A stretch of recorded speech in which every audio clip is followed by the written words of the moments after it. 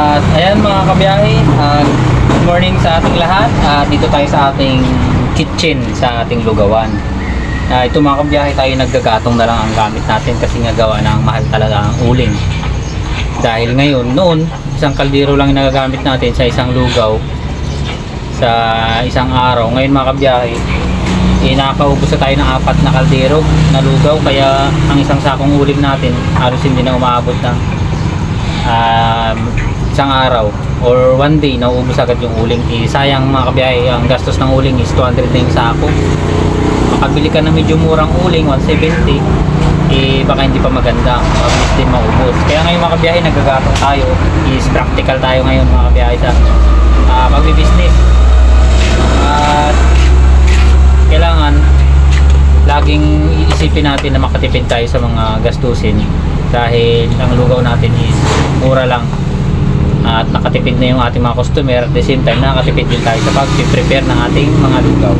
At ito mga kabiyahe, papakita ko lang sa inyo for awareness lang, dahil minsan nakakakain tayo ng laman loob ng baka, hindi natin maiwasan talaga. Ito walang kinalaman yung manikatay dito mga kabiyahe, dahil sila ay nagkakatay lang. Ito talagang nasa baka na po talaga to. Kailangan bago kayo kumain ng mga papaitan, mahilig sa mga papaitan dyan, o kagaya nito sa atin, nagsiserve tayo ng goto, talagang makuha natin yung tiwala ng ating customer biyahe. Dahil ito, kagaya nito, dahil nagsiserve tayo ng goto, meaning sa goto po kasi laman loob po talaga ng baka yan.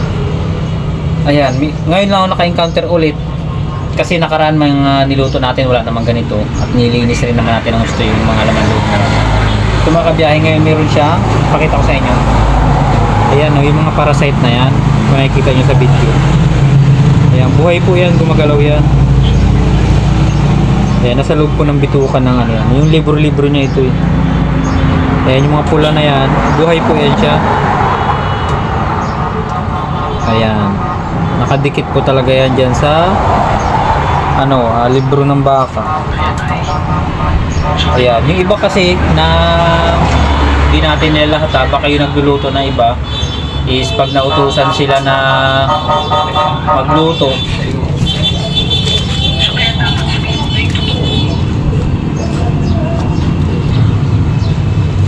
ngayon kung nautusan sila magluto sa mga restaurant, baka hindi lang ito napapansin.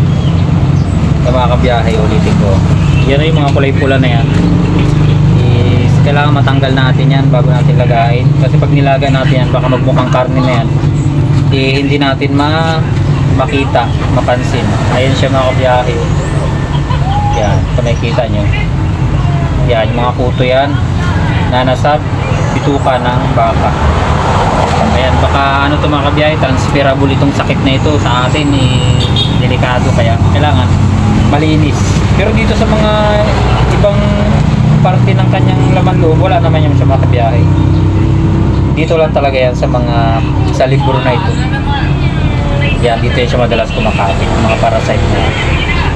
At ayan, for awareness, double check nyo na lang po yung ating mga binibiling laman loob ng baka para makaiwas po tayo sa sakit. Ayan, thank you, and please follow and subscribe mo natin yung ating channel. Thank you and have a good day.